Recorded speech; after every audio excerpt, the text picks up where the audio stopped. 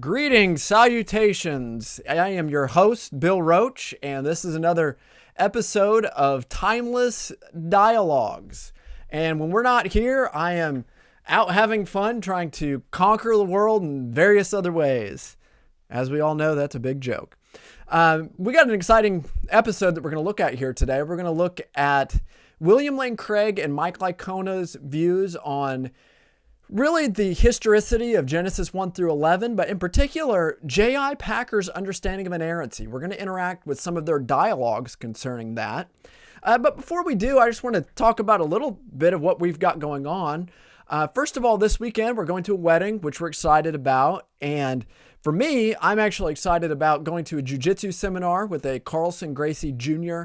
Jiu-Jitsu black belt. And for some of you, you may see that as torture. I see it as a joyous time to be able to roll around and get tapped out by somebody that's bigger than me, stronger than me, better than me, multiple time world champion.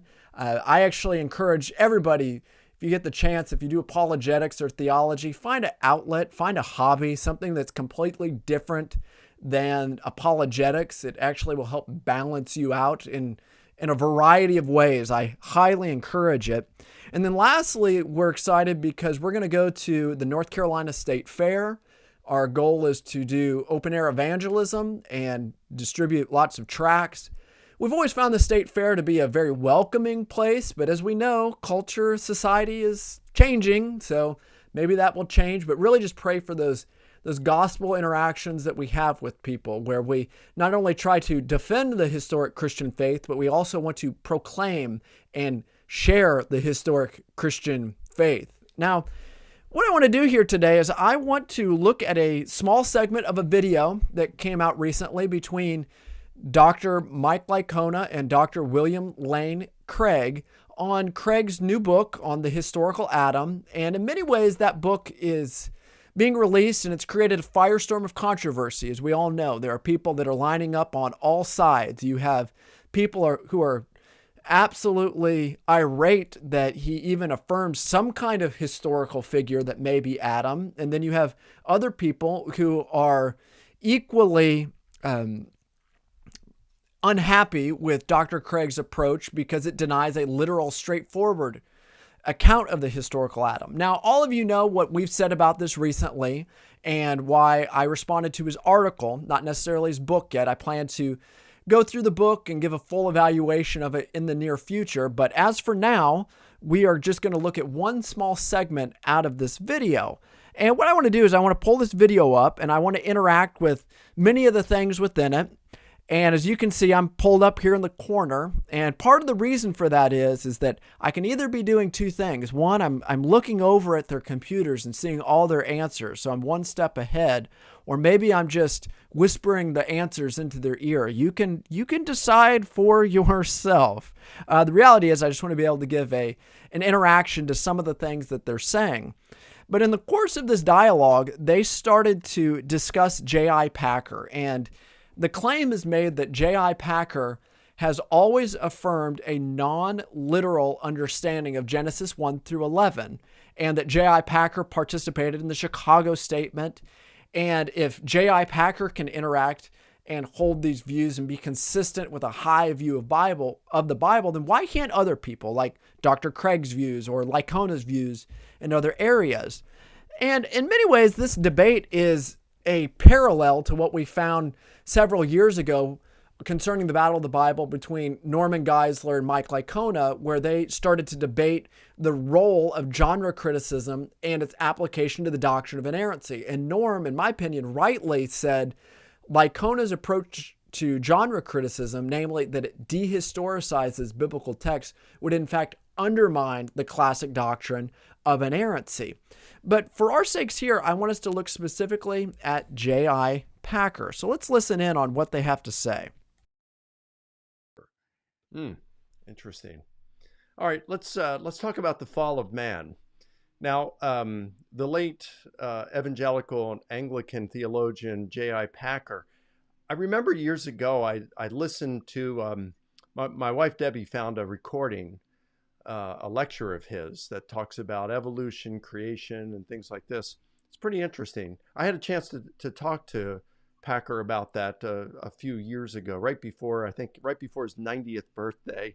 He doesn't remember that lecture, although he agreed with it. But in that, to my recollection, he said something to the extent of that Genesis 1 through 11 is a quasi liturgical celebration of the fact of creation and not a little bit of an interaction here.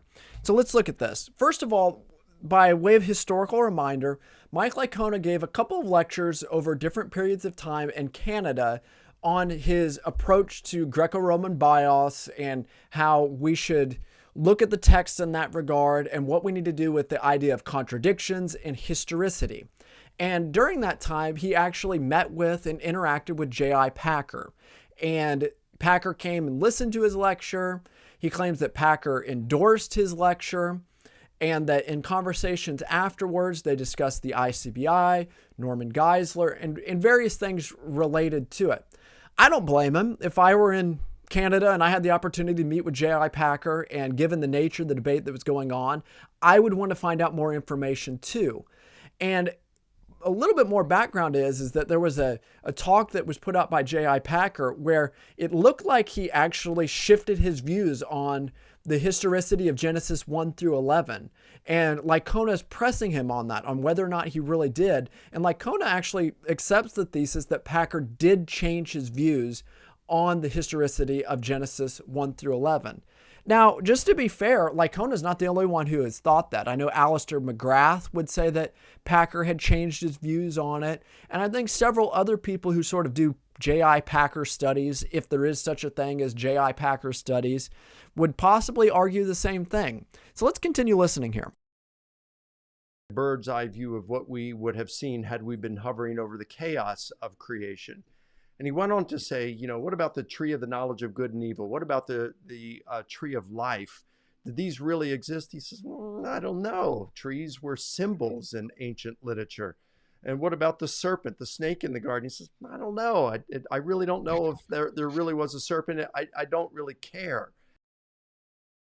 Notice a few things here. It's not that J.I. Packer actually admitted to their non-historical accuracy.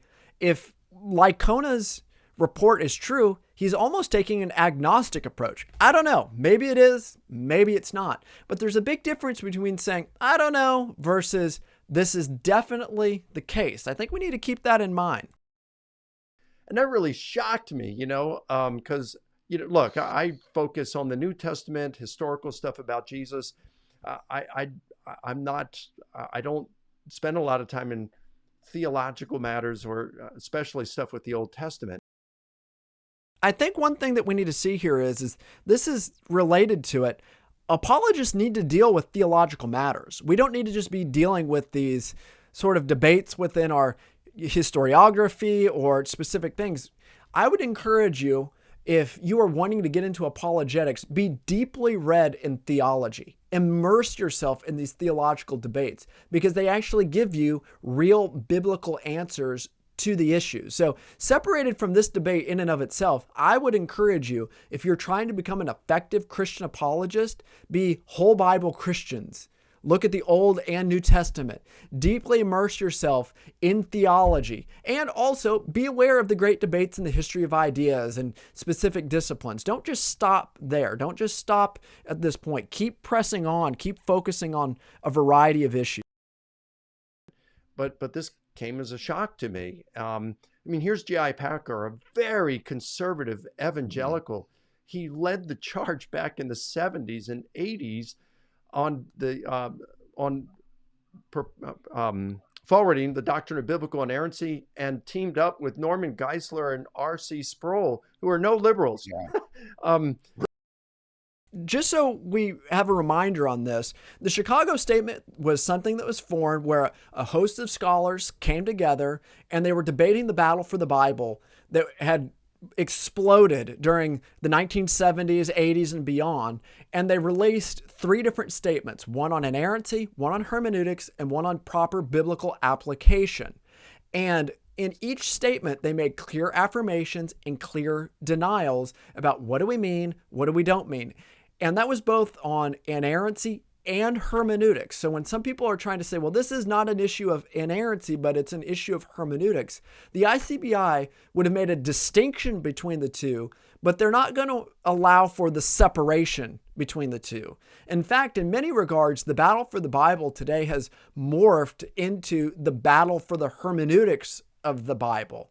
And in fact, that's what we're seeing here is some of these people are trying to undercut or change or modify whatever way we want to look at it. And it applies different to different people.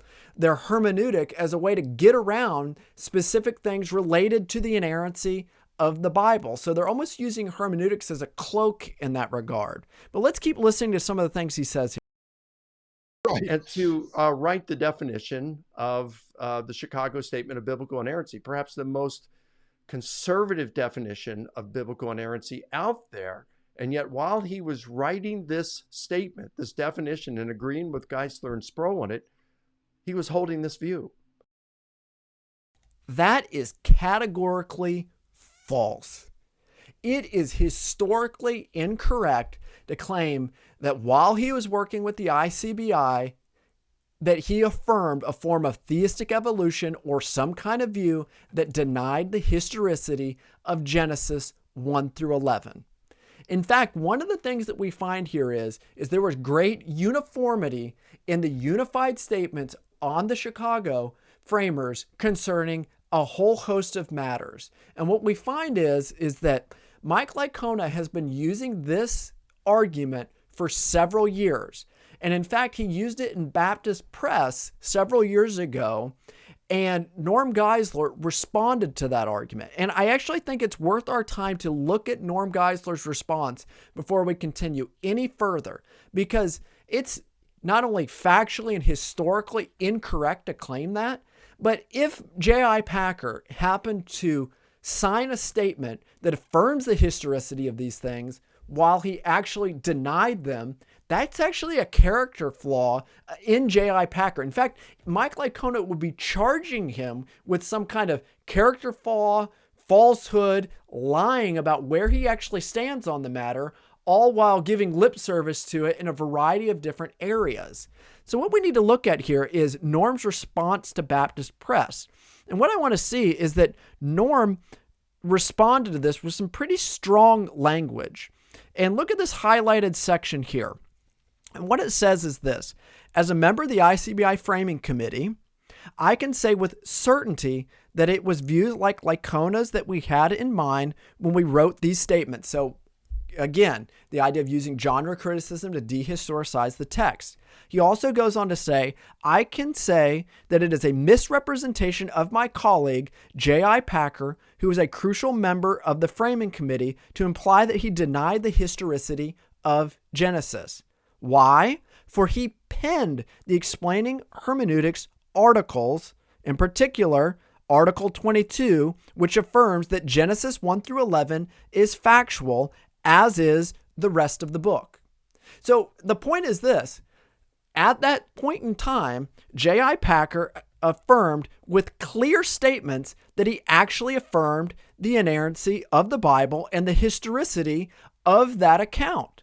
And what are they actually arguing for in that account? If we look up here, the explaining hermeneutics goes on to explain exactly what they mean. And they say this: the commentary adds with this, the article says, we further affirm that a statement is true if it represents matters as they actually are, but is an error if it misrepresents the facts. The commentary goes on to say the denial makes it evident that views which define error to mean that which misleads rather than what is a mistake must be rejected. And then he goes on to say, we deny that generic categories which negate historicity may rightly be imposed on biblical narratives which present themselves as factual. Some, for instance, take Adam to be a myth, whereas in Scripture, he is presented as a real person.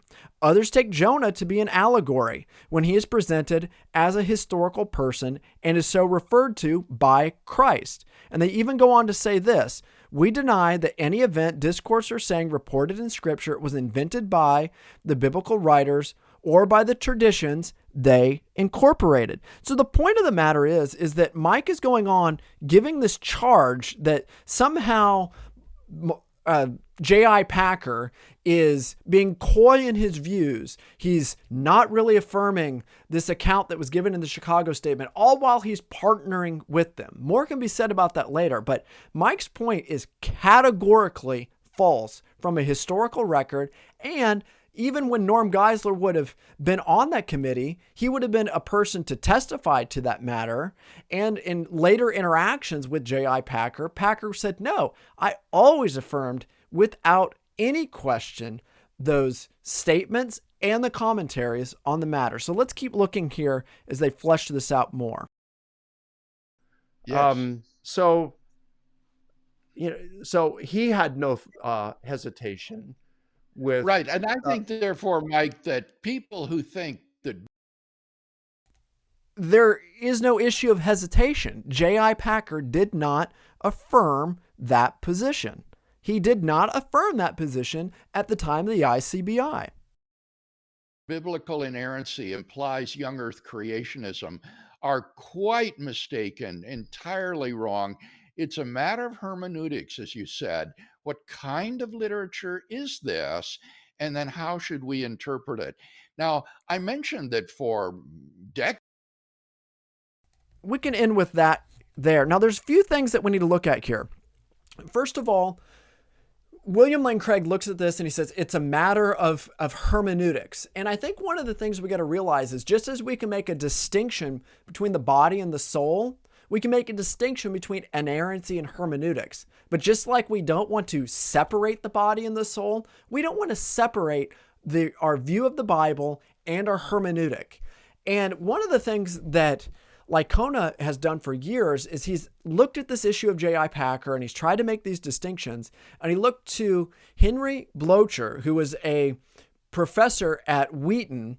And one of the things that Henry responded by saying to him is that, no, you can actually do a great disservice to your view of the Bible by the way that you actually handle the text. It's sort of like somebody saying, well, I love my car. I have a wonderful car, but if you don't actually wash your car, take care of your car, change the oil, work on the brakes, and do these different things, are you really viewing your car in a good fashion? And I think when we look at the Bible, we can say that we hold a high view of the Bible, we love the Bible, we interact with the Bible in an exalted way. But if we use means that actually undercut clear teachings of the Bible, it reveals more of our true views concerning the Bible. Now, the second thing here is that we need to look at what Dr. Craig said in regard to inerrancy and young earth creationism. Now, by way of just historical overview, he's correct in this regard as it relates to the Chicago Statement. In fact,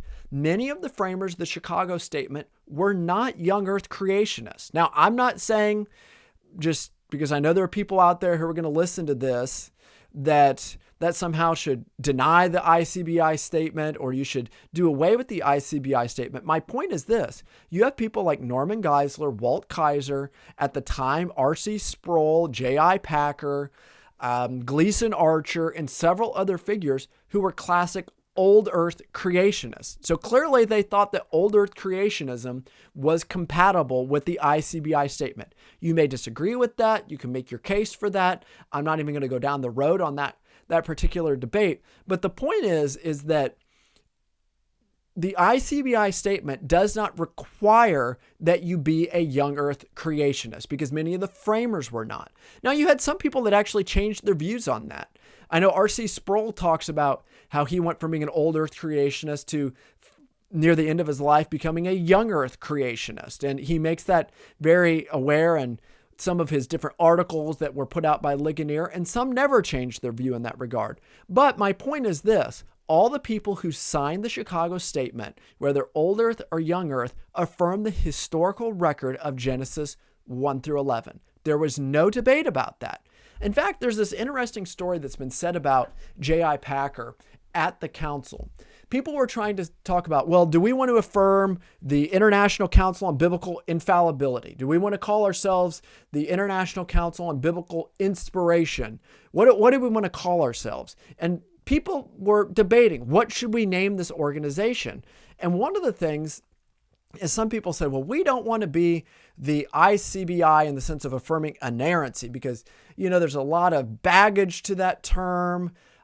Some people won't want to accept the term because we should opt for a different term. And in the midst of all of that, J.I. Packer spoke up from the back of the table and he said, I think that we need to use the term inerrancy, and here's why. In the history of the church, what you find is that sometimes the difference between heresy and orthodoxy are differentiated by a term or sometimes one letter in a particular term. And I'm thinking of the homoiousios and homoousios debate concerning Christology. And he said the reason that we need to use the term inerrancy is because it's a strong enough term that for those who disagree with it, they will not sign our statements and agree with what we're going to say because of the actual level of credibility that it brings to the view, or the actual things that it requires them to believe concerning the view of the Bible. My point on that is that J.I. Packer knew that words mattered and that definitions mattered, and that if somebody signed that statement, they were signing very clear affirmations and denials concerning the inerrancy of the Bible and all the ways that they discuss the particular interactions on the inerrancy of the Bible.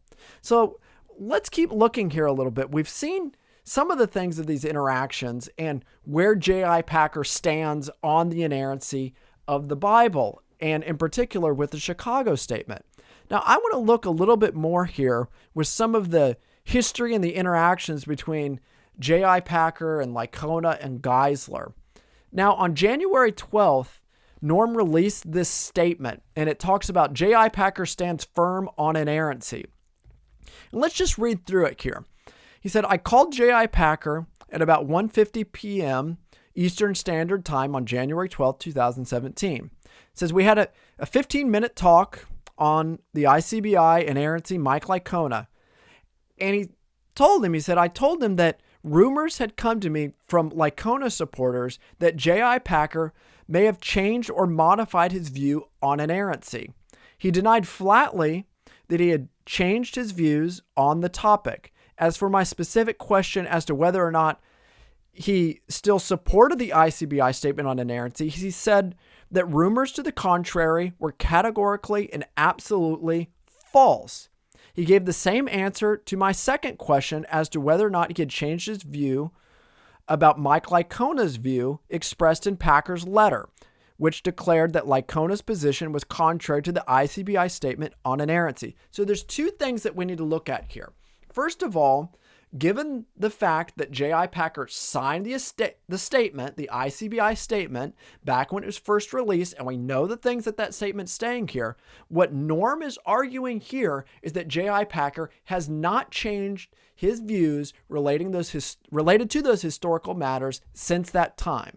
So that's the claim that's being made. And two, that when Norm reached out to Packer concerning Licona's views on the resurrection of the saints, in which Packer argued that they are contrary to the ICBI statement, as did R.C. Sproul say the exact same thing, that he never changed his view. And this is after the meeting and after the interactions that he had with Mike Licona.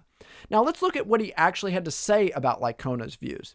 He says this, as a framer of the ICBI statement on inerrancy, and once studied Greco-Roman literature at advanced level, I judge Mike Licona's view that, because the Gospels are semi-biographical, details of their narratives may be regarded as legendary and factually erroneous to be both academically and theologically unsound. So Packer affirms in 2017 that he never deviated away from that position. And then Norm goes on to say this, Packer insisted that he strongly stands by both his affirmation of the ICBI statements on inerrancy and that Licona's views were categorically contrary to it. He described Mike's views as muddled and illogical, but wished to keep the door open to discuss the issue with him. So what we got to see here is that there are multiple things that we are looking at. First of all, what is J.I. Packer's view? Did he change? Did he not? And you know what? The reality is that I think further study in that regard needs to be done. I know that people like Alistair McGrath would argue, yes, J.I. Packer changed his view, and they would use quotes from maybe lectures or personal interactions on the matter. But my point is this, is that when J.I. Packer actually signed the statement, he did not affirm theistic evolution. Now, here's where I really think that we need to grab the proverbial bull by the horns. If J.I. Packer did embrace a form of theistic evolution, that would be contrary to the Chicago Statement on biblical inerrancy. Why? Because the Chicago Statement categorically rejects theistic evolution or treating Adam as a myth or any other way of using genre criticism or biblical criticism to undo the historical record of the biblical text. That's one option. J.I. Packer denies the inerrancy of the Bible because he moved into that position. Or what we need to look at is maybe J.I. Packer did not shift his views and that there's confusion regarding them, and maybe we'll never have a complete and sufficient answer to that. The fact is, I think more research needs to be done on the matter. But for Licona to claim that he was living almost this dual life, speaking out of both sides of his mouth on the matter, is historically inaccurate.